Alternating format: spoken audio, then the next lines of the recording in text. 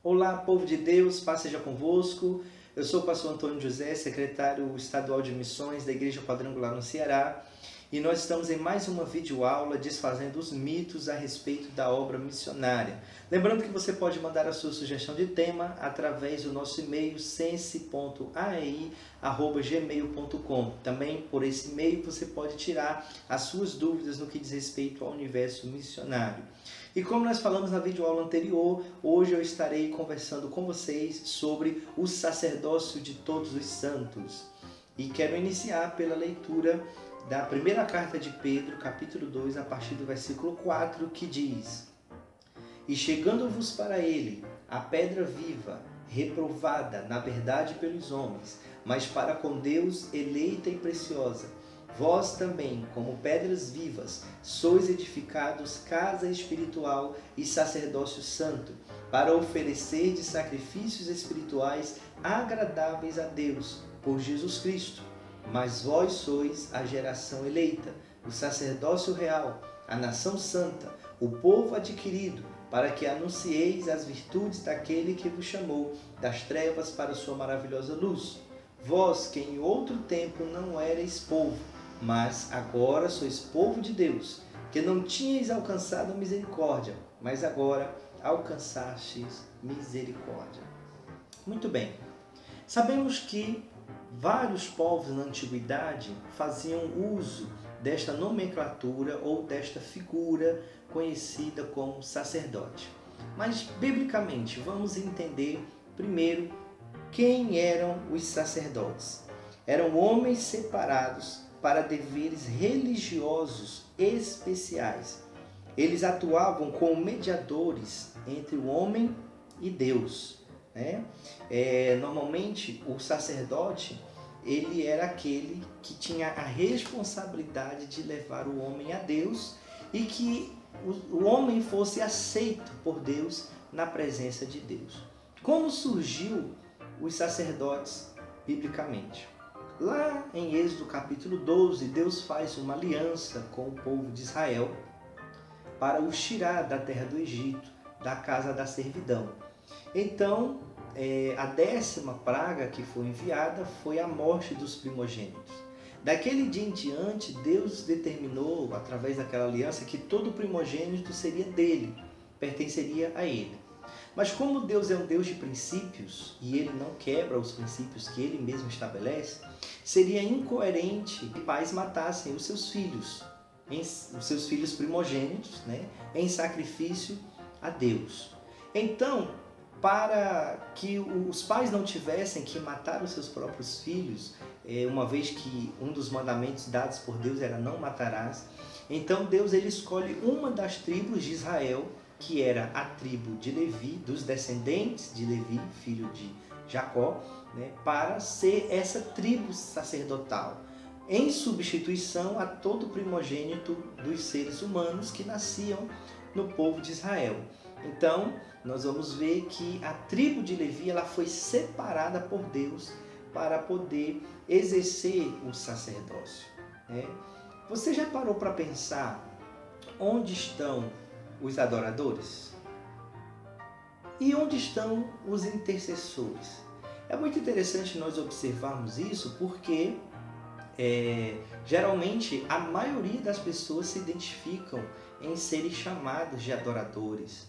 Basta ver, por exemplo, num culto de louvor, num evento de louvorzão, como se chamam, num show gospel, lota, a igreja lota o espaço que está acontecendo naquele evento ali. Porque o ser humano ele foi criado para adorar a Deus. Ele foi criado para glorificar ao Senhor. Mas o homem pecou. E por causa do pecado do homem, agora é função do homem interceder. Porque a intercessão é a forma que nós temos de apresentar a nossa vida e a vida de outros na presença de Deus, para que possamos ser aceitos por Deus. Então, haja visto que no culto de oração, por exemplo, nas igrejas, muito pouco é frequentado o culto de oração. Há uma diferença de frequência muito grande entre o culto de oração e o culto de intercessão.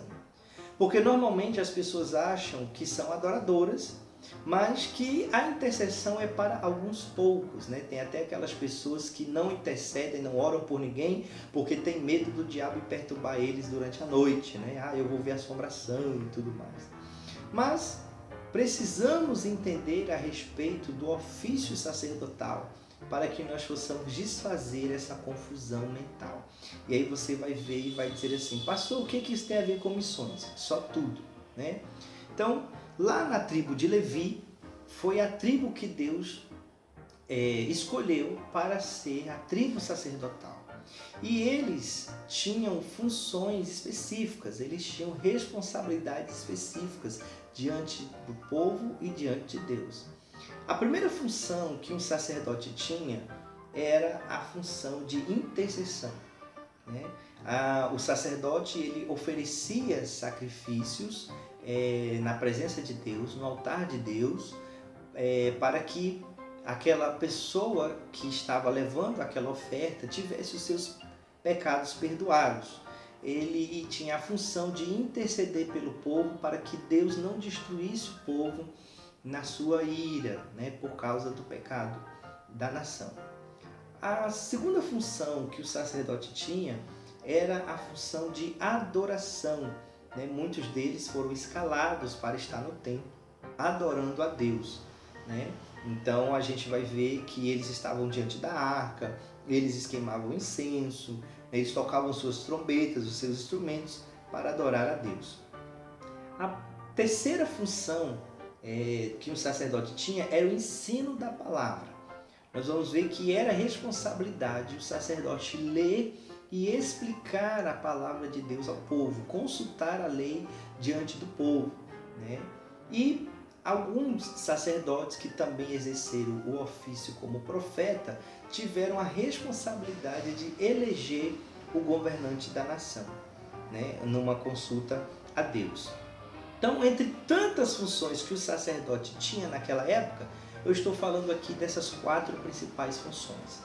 Então, veja bem, todo mundo que nascia na tribo de Levi era sacerdote. Ele não podia escolher, eu não quero ser sacerdote. Não, ele não escolhia, porque na verdade ele era sacerdote não por escolha, mas por descendência. Pelo simples fato de ser descendente de Levi, né? A primeira família sacerdotal foi a família de Arão.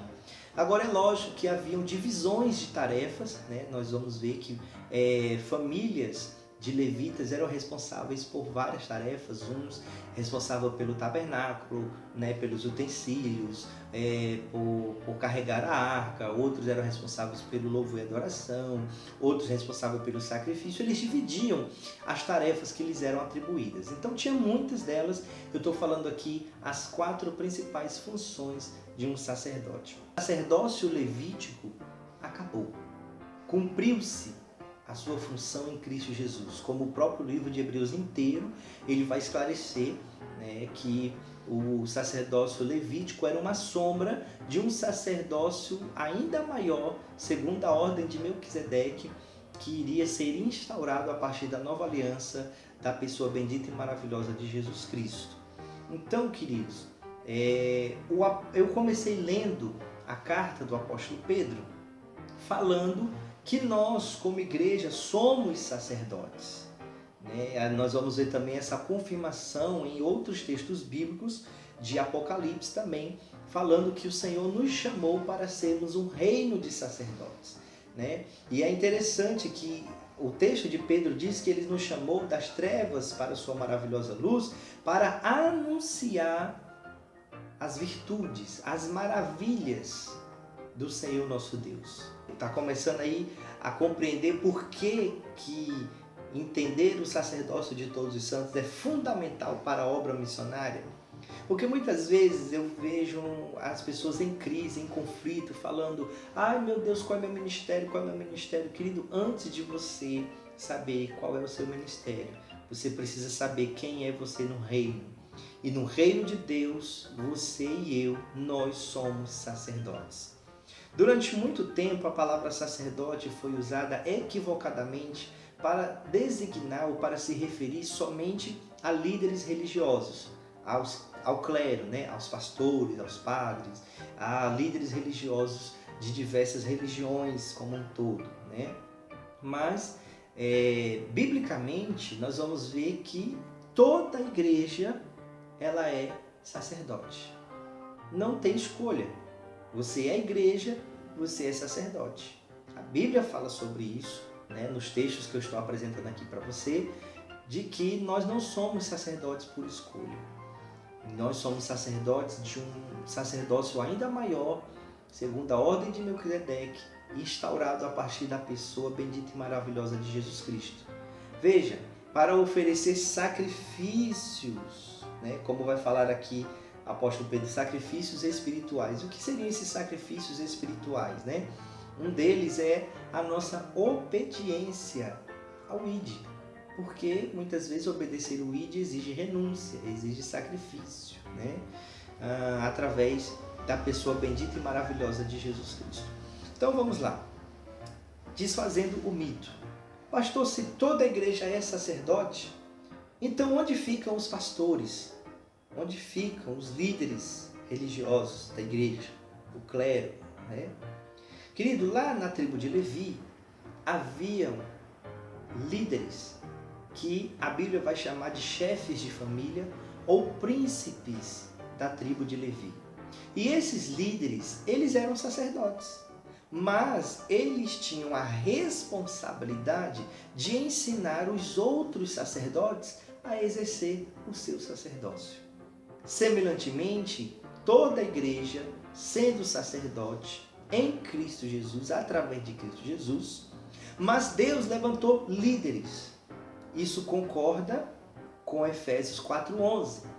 Ele deu para presente da igreja uns para apóstolos, outros para profetas, outros para evangelistas, outros para pastores, outros para mestres, para o aperfeiçoamento dos santos no ministério.